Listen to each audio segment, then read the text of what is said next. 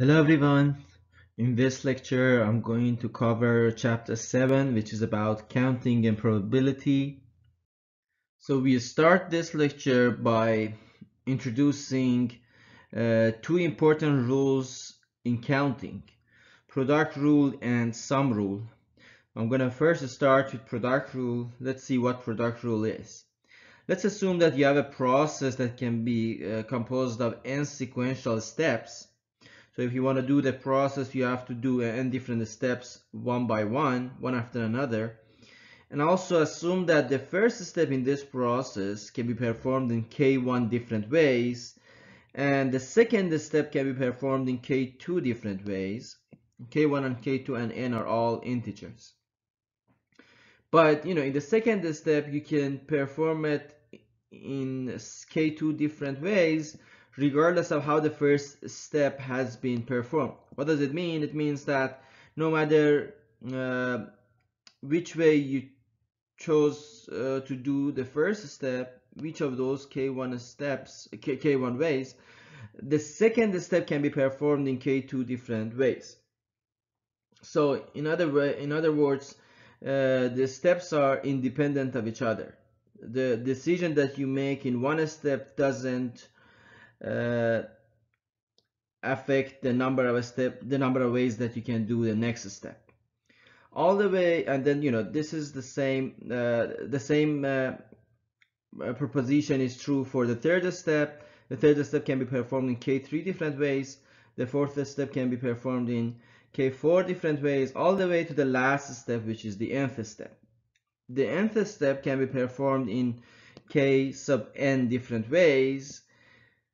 If these are all true, then you can say the number of total ways, the total number of ways that the process itself can be performed is equal to k1 times k2 times k3 all the way to kn, which means that you need to find the product of k1, k2, k3 all the way to kn if you want to find the number of ways that the whole process can be performed. This is called the product rule. So here is an example of the product rule. Let's assume that you want to eat breakfast in a restaurant, and there are two choices for drinks, coffee or orange juice. There are two choices for the main course, pancakes or eggs. And there are three choices for the side dish, bacon, sausage, or hash browns. So the question is how many different breakfast selections one can have in this restaurant. There are two types of drinks, coffee or orange juice, multiplied by two types of main course choices, which are pancake or egg, and three choices of side dish, which are either bacon, sausage, or hash brown. If you multiply these numbers, the answer would be 12. So the number of breakfast selections that you can have is equal to 12, because selecting your breakfast is a process that can be divided into three steps. First, you select the drink, which can be performed in two different ways. Then you can choose the main course, which can be performed in two different ways too. And finally, you can choose the side dish, which can be performed in three different ways. So there are a total of 12 different breakfasts you can have in this restaurant. And if you want to know what are those 12 different breakfasts, you can see these triples: coffee, pancake, bacon, coffee, pancake, sausage, coffee, pancake, hash brown. Then we have coffee, egg, bacon, all the way to the last breakfast, which is orange juice, eggs, and hash brown.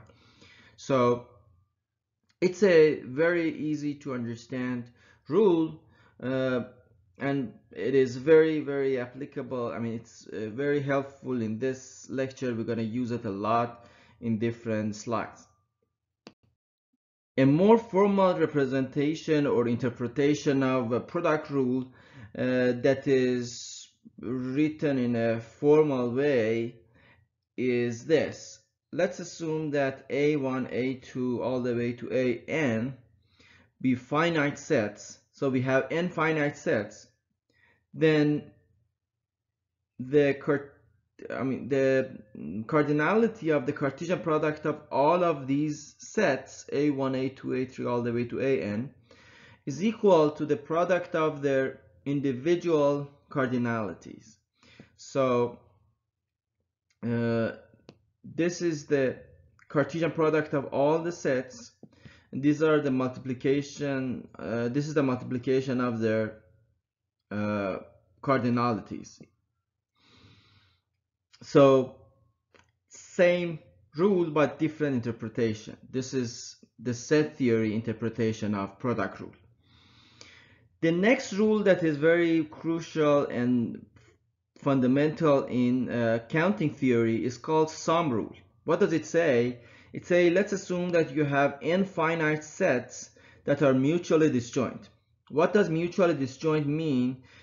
It means that for any two sets that you pick in this sequence, like AI and AJ, their intersection are empty if the indices are different. So if you have A1 and A5, their intersection should be empty. A2 and A3, their intersection should be empty. So they are mutually disjoint sets, which means that they don't have any intersection together, these n sets. If this is the case, then their union is a set with cardinality equal to the cardinality of the first set plus the cardinality of the second set plus all the way to the last one, cardinality of the last set. So if you have two sets that are mutually disjoint, the first set has 100 elements, the second set has 200 elements, they combined have 300 elements. It's a very easy rule to understand. It's just saying that if you have n elements in the first rule, k element in the second rule, n element in the first set and k element in the second set, and the sets have no intersection, then the union of these two sets would have n plus k different elements. That's a very obvious rule. So let me show you an example. Let's assume that a character in a password can be either a digit from 0 to 9 or a lowercase letter from A to Z. The question is, how many different characters can be used in a password? If this is the case that either you need to use a digit or a lowercase letter. So there are 10 different digits that can be used in a password, and there are 26 different letters that can be used in a password. So in total we have 10 plus 26, which is equal to 36 different characters that can be used in a password. This is that simple. You know, the sum rule states that you have to add 10 and 26 to find the total number of characters that can be used in a password. That's the application of a sum rule in this example. Now, the second part of this example is a bit more complicated. The question is, how many different passwords are there with size 3? So let's assume that you want to choose a password with size 3, with 3 letters, with 3 characters, and each character can be either a letter or a digit. So the first character can be chosen in 36 different ways. That's the first step toward choosing a password. Then the second character in this password can be chosen in 36 different ways too, because the second character can also be either a digit or a letter. And finally, the last character can be chosen in 36 different ways. Therefore, in total, we can have 36 times 36 times 36, which is equal to 36 to power 3 different passwords based on the product rule. and the final answer would be 46,656 different passwords. So as you see in this example, we first use the sum rule and then we use the product rule to find out how many different passwords can we have with size 3, with the restriction that every character can be either a lowercase letter or a digit. Let's see another example of product and sum rule. Let's assume that you want to choose a laptop and then the laptop has a number of customization choices. For the screen size, you can either choose a 14-inch, 15-inch, or 17-inch screen. For the processor speed, you can either choose a 2 GHz processor or 2.7 GHz processor. And for the storage, you can either choose a solid state drive or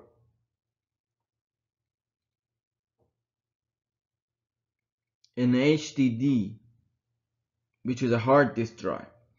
If you choose a SSD or solid state drive, there are 3 configurations, either 128 gigabytes, 256 gigabytes, or 512 gigabytes.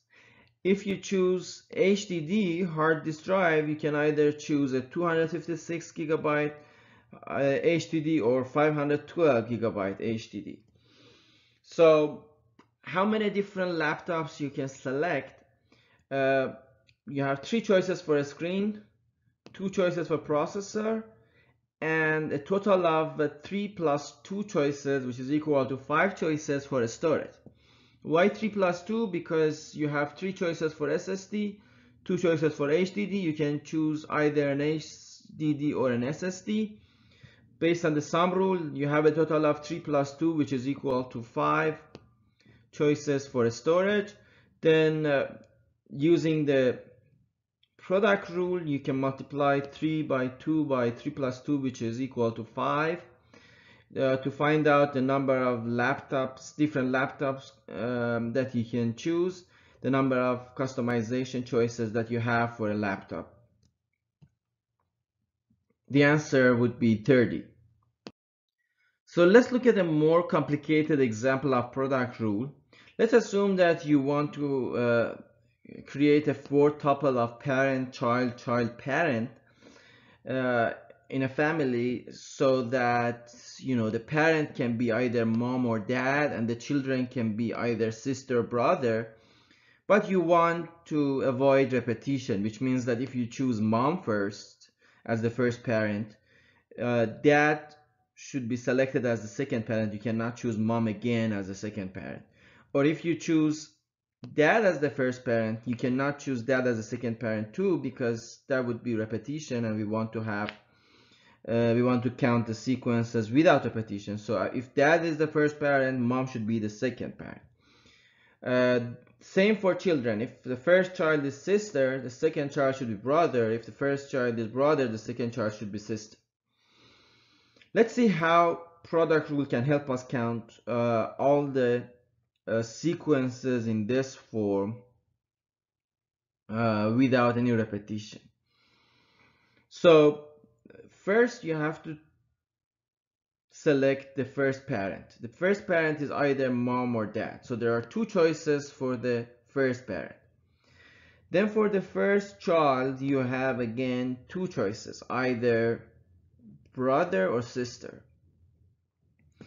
The second child, which is the third element of this sequence, can be selected in only one way. Why? Because if the first child is selected as sister, the second child has to be brother, because repetitions are not allowed. So basically the choice of the selection of the first child will force us to select the second child in only one way. Because if you select sister as the first child, you have to select brother in the second child. If you select brother in the first child, you have to select sister in the second child. You have to select sister as the second child. So the second child can be selected in only one way, And finally, the second parent can also be selected in one way. Why? Because you have already selected one of the parents in the first choice. So since repetitions are not allowed, the second parent can have only one different can have only one possibility. So there should be only one possibility for the second parent to choose from. So the number of choices for the second parent is 1. So based on the product rule, we have 2 times 2 times 1 times 1 different choices, which is equal to 4 choices. Why the first number is 2? Because there are 2 different possibilities for the first parent. Why the second number is 2? Because there are 2 different possibilities for the first child. Why this third number is 1? Because after selecting the first child, you cannot reuse that first child. So the number of possibilities for the second child would be only 1. And since you cannot reuse the first parent as a second parent, so the number of possibilities to select the second parent is only 1. Therefore, by product rule, the multiplication of these numbers is equal to 4. So there are only 4 sequences in this format with no repetitions.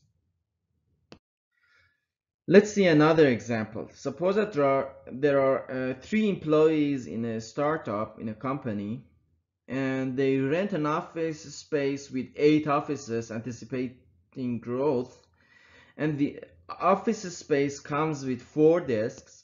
Okay, these are the 4 desks, and each person can select an office and a desk. There are 8 offices and 4 desks, but there are only 3 employees. The selection is done in the order that the participants join the company, with the founder going first, then the second person, then the third person.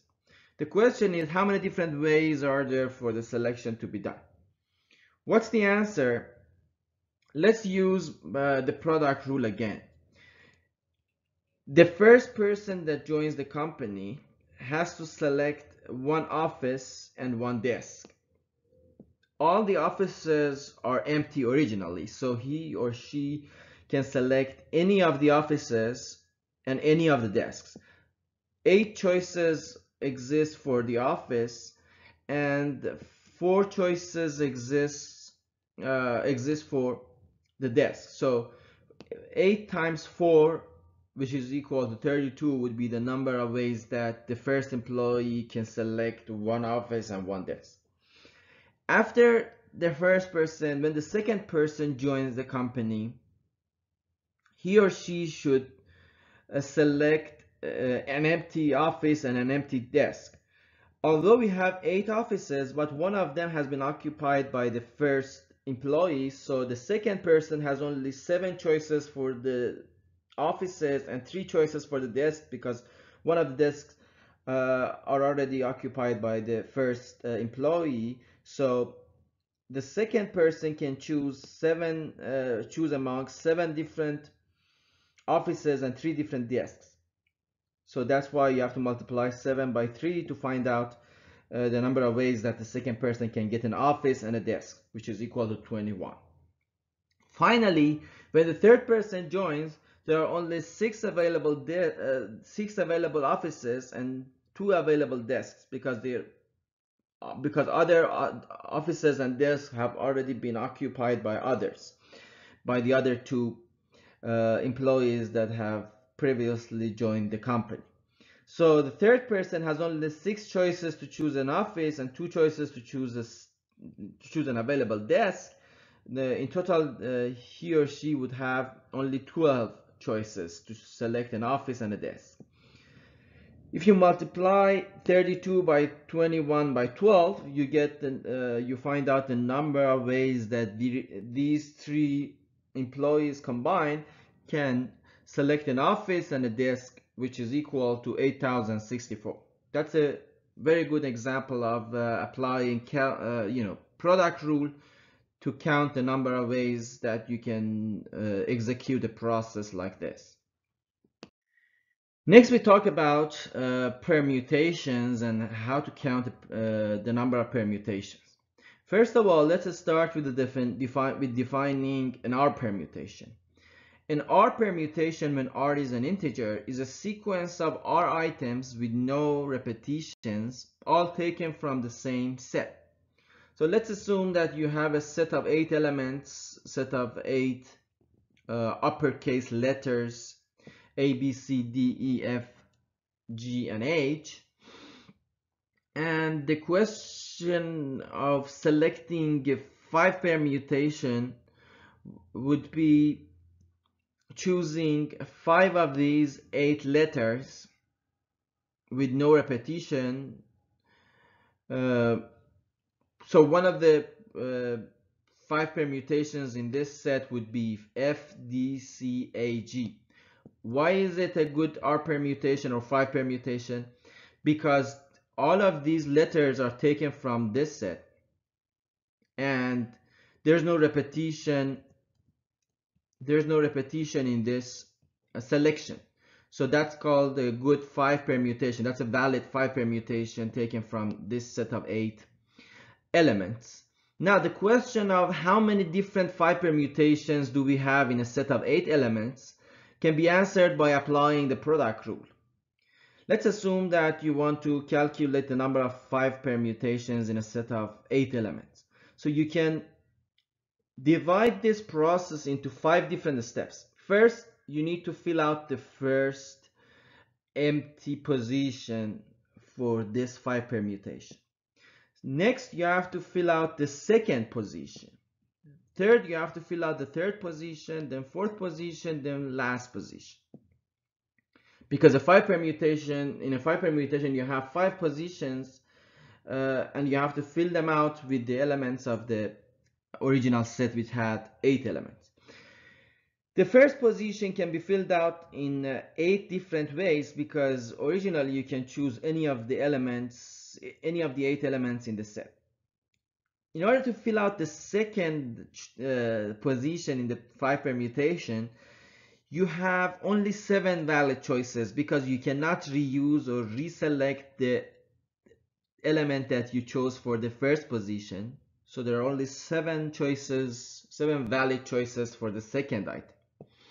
For the third position, you have only 6 choices, because 2 of the 8 elements have already been chosen for the previous position. For the fourth position, you have only 5 choices, and for the fifth position, you have only 4 choices.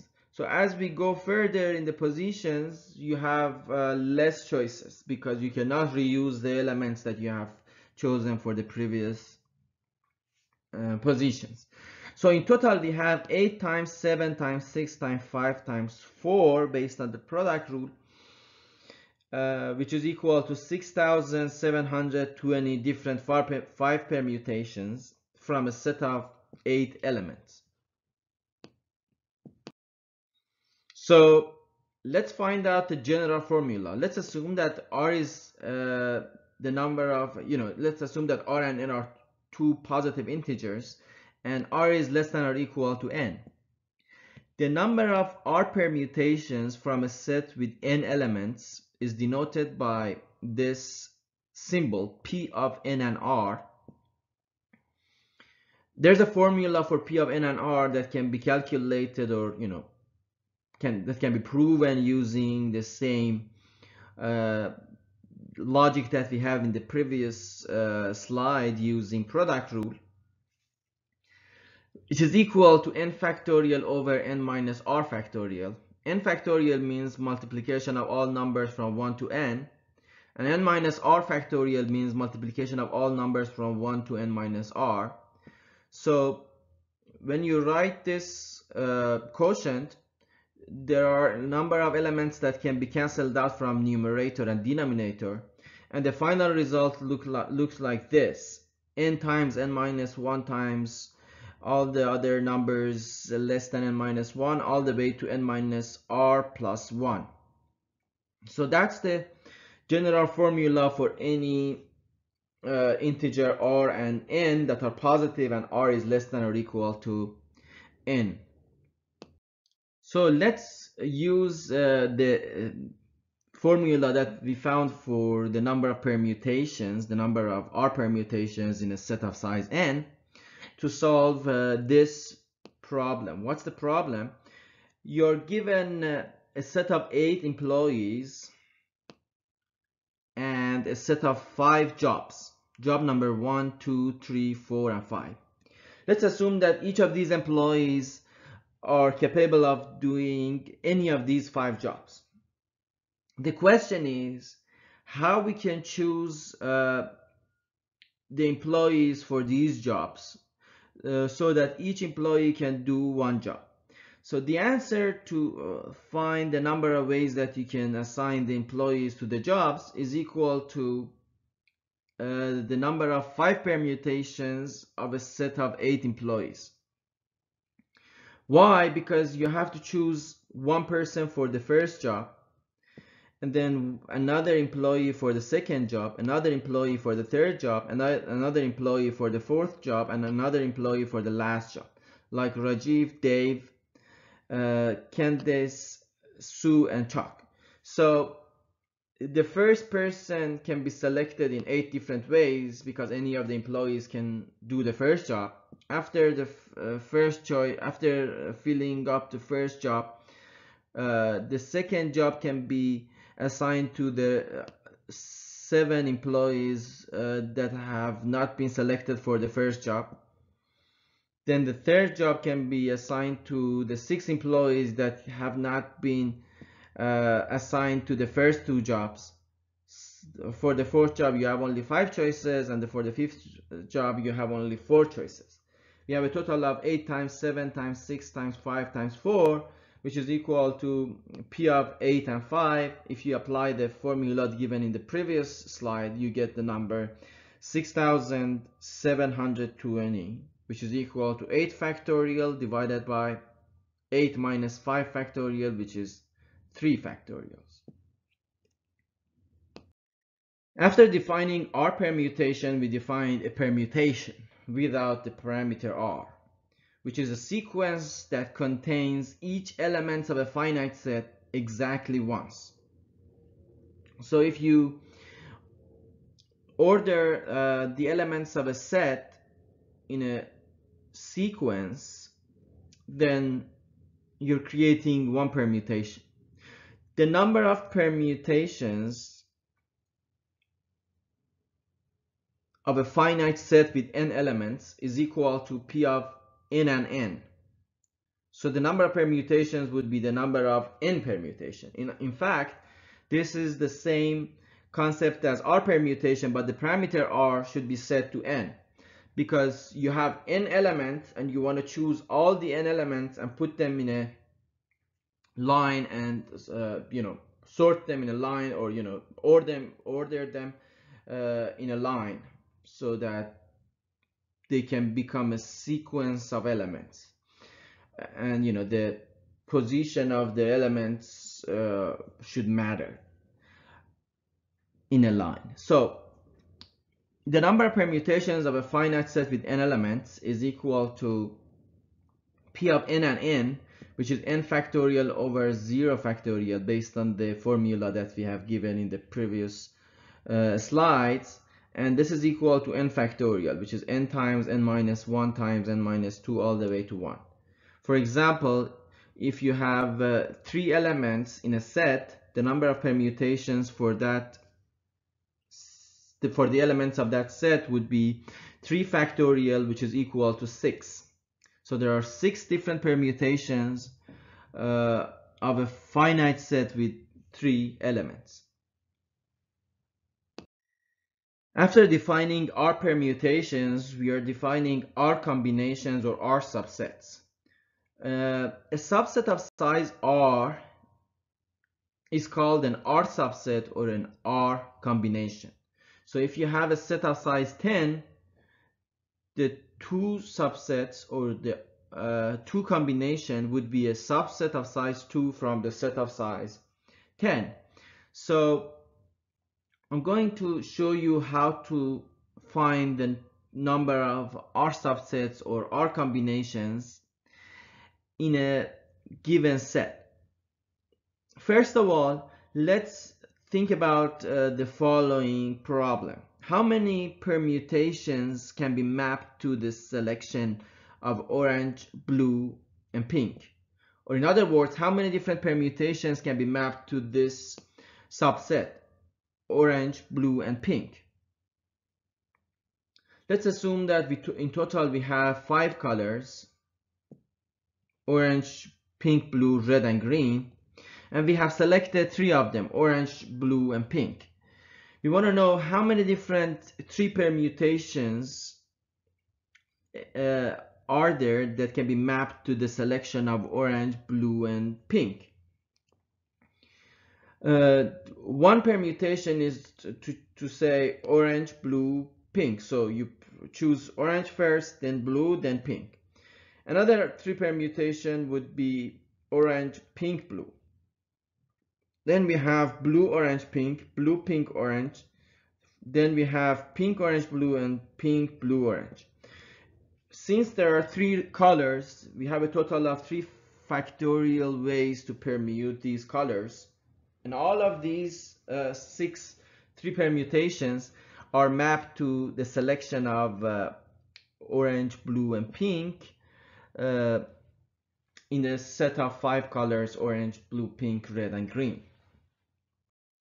So we can generalize the conclusion that we found in the previous slide by saying that the number of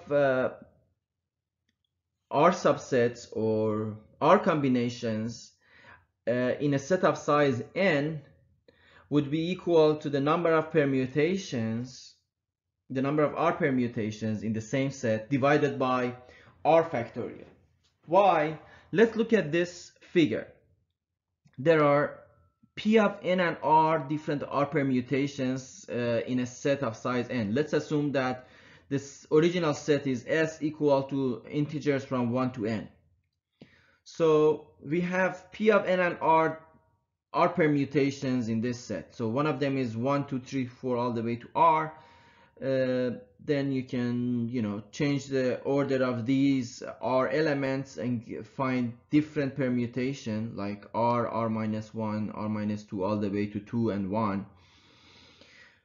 And then you can choose a different subset of size R and find the permutations like n minus R plus 1, n minus R plus 2 all the way to n, or you can even change the order of these R numbers and create another permutation like this, n minus 1, n minus 2 all the way to n minus R plus 1. Now, based on what we have said in the previous slide, every R factorial different permutations can be mapped into one selection, one R subset. So all the permutations of numbers 1, 2, 3 all the way to R can be all mapped into the subset 1, 2, 3, 4, 5, 6 all the way to R. Or same for here, all the permutations of numbers n minus R plus 1, n minus R plus 2 all the way to n can be all mapped into a selection of numbers n minus R plus 1, n minus R plus 2 all the way to n. So for every subset that we have, for every R subset that we have from S, you can generate R factorial different R permutations for the same set. So that's why we can say the number of R subsets or the number of R combinations in a set of size, in a set like S, would be the number of R permutations divided by R factorial. So it is equal to P of n and R divided by R factorial. If you replace P of n and R with the formula that we saw in the previous slides, which was n factorial over n minus R factorial, then the number of R combinations or R subsets can be found by this formula: n factorial over R factorial n minus R factorial. That's a general rule. The number of ways of selecting an R subset or an R combination from a set of size n is equal to n choose R. This is the notation, or sometimes they write it like this: C of n and R, which is equal to n factorial over R factorial times n minus R factorial, or P of n and R divided by R factorial. Next, we talk about inclusion-exclusion rule. The principle of inclusion-exclusion is a technique for determining the cardinality of the union of two or more sets that uses the cardinality of each individual set as well as the cardinality of their intersections. So here we only talk about the inclusion-exclusion rule for two sets, A and B. If you have two sets like A and B and the sets are finite, then their union would be equal to the cardinality of their union would be equal to the cardinality of the first one plus the cardinality of the second one minus the cardinality of their intersection. So it's a generalized form of the sum rule. The sum rule says if A and B are mutually disjoint, if they have no intersection, then the size of their union would be the summation of their sizes. Now we say sets A and B can have intersection too. In that case, the size or the cardinality of their union would be the summation of their cardinalities minus the cardinality of their intersection. So let's see an example. Let's assume that in a company 300 of the employees have PhD degree and 200 of the employees are married. If 70 employees are married and have PhD degree, the question is how many employees are either married or have PhD or both. So in this question, let's assume that A is the set of employees with PhD degree and B is the set of employees that are married. So we know the cardinality of A and B, and also we know that the cardinality of their intersection is equal to 70. Why? Because the question says 300 employees are the 300 employees have PhD degree and 280 employees are married. So the cardinalities of A and B are given, and the cardinality of the set A intersect B is the number of employees that are both married and have PhD degrees. So it would be 70.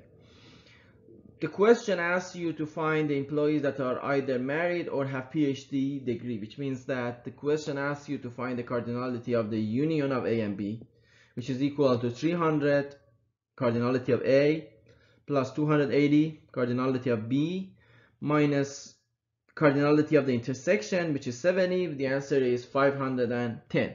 So there are 510 employees that are either married or have PhD or have both, they are both married and have PhD degree. The last topic that we cover in this lecture and in this chapter is the probability of an event.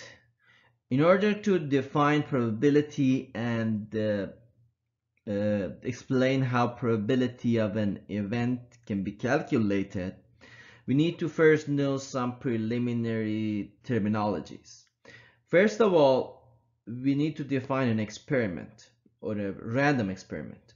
An experiment is a procedure that results in one out of a number of possible outcomes. So it's a random experiment. The result can be one out of a number of possible outcomes. An outcome is the result of the experiment, and an experiment has multiple possible outcomes.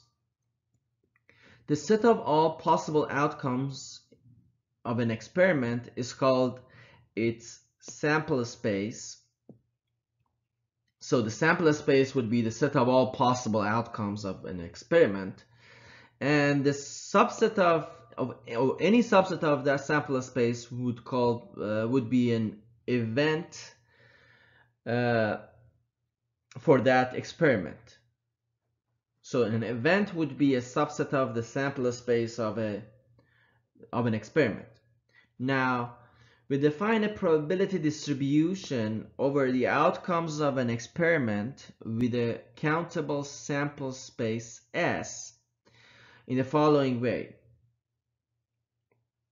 We would say a probability distribution of an experiment is a function like P from the sample space S, so the domain is the sample space, which is S, to the set of real numbers in the intervals from 0 and 1. So the codomain, or the target of the function P, which is the probability, is the interval of all real numbers from 0 to 1, including 0 and 1. And this function P should have a specific property if it wants to be the probability distribution. What is a property that function P has to satisfy if it wants to be a probability distribution? This is the property. The value of P of S for every outcome in the sample space S, if you add all of these probabilities, the summation should be 1.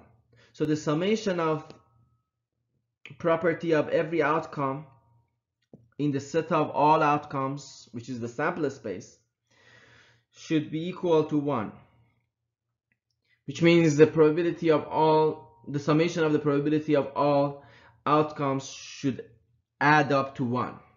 It cannot be less than 1, it cannot be more than 1, it should be exactly 1. Also, if an event E is given, which is a subset of sample space, if an event E is given, which is a subset of a sample space, then the probability of that event should be equal to the summation of probabilities of the individual outcomes existing in that event. So if the event consists of 5 outcomes, and each of the outcomes have the probability equal to 10%, then the probability of that event should be equal to 5 times 10%, which is 50%. So it means that when you are calculating the probability of an event, you have to add the probability of all the outcomes existing in that event to find the probability of the whole event. Next, we talk about a uniform distribution. The probability distribution in which every outcome of an experiment has the same probability, which means all outcomes are equally likely to happen, is called a uniform distribution. In this course, we only talk about and we only see examples of uniform distributions. So we only see experiments whose outcomes are equally likely to happen. So if you have a uniformly distributed probability function like P, it is important to note that the probability of any event like E would be equal to the number of elements or the number of outcomes in that event divided by the number of outcomes in the sample space, which is equal to the total number of possible outcomes of that experiment.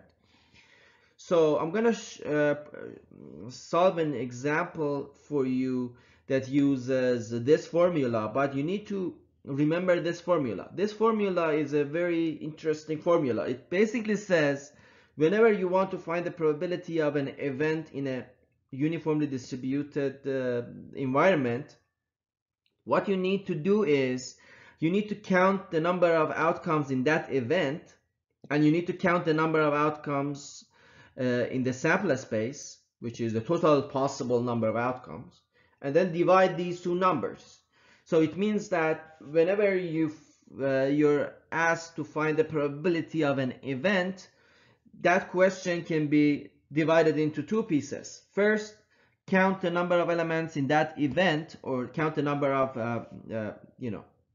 outcomes in that event, and then count the number of outcomes in the sample space, and then divide these two numbers. So a probability question would be two counting questions. What is a counting question? A counting question asks you to count the number of elements in a set. So throughout the whole lecture that I've covered in this chapter, I explained different techniques for counting the number of elements in a set. So one technique was the product rule, the other technique was sum rule, the other technique was count the number of R permutations, another one was count the number of R combinations, another one was the inclusion exclusion rule. So all of these techniques should help you count the number of elements in a set. And those techniques are helpful to find the probability of an event, because the question of finding the probability is divided into two pieces. First, you need to count the number of elements in an event, and second, you have to count the number of elements in the sample space. So a probability question would be the same as a two counting question.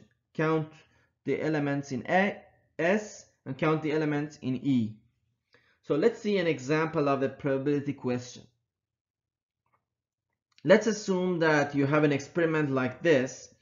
The experiment is this. You have 3 consecutive flips of a coin. What does it mean? It means that you flip a coin 3 different times. The outcome of this experiment is a sequence of outcomes of the 3 flips. Every flip is either a head or a tail.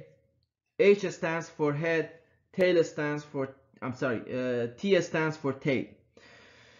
So first of all, I'm going to show you how many possible outcomes do we have, and then I'm going to calculate the probability of the event in which all flips result in the same outcome, which means you have all heads or all tails. First of all, let's talk about the number of possible outcomes that this experiment can have, and then this way you can calculate the size of sample space, the cardinality of sample space. There are 8 different possible outcomes. Why? Because you can have head for all flips. You can have head and head for the first 2 flips, and you can have tail for the last flip. You can have head for the first flip, tail for the second one, head for the third one. You can have head, tail, tail, tail, head, head, tail, head, tail, tail, tail, head, and finally you can have all tails for all the coin flips. If the coin is a fair coin, which means the chance of having a head is the same as the chance of having a tail, then all of these 8 outcomes that you see here are equally likely, and that means that we are dealing with the uniformly distributed probability.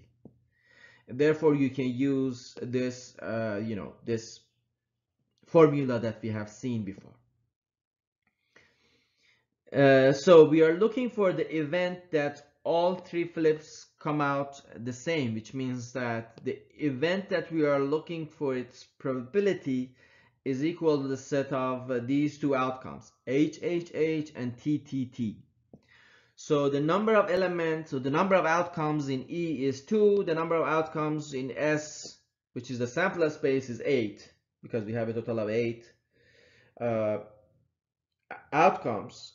So the answer for the probability of event in which all the flips outcomes are the same is equal to 2 divided by 8, which is equal to 1 divided by 4, which is 25%.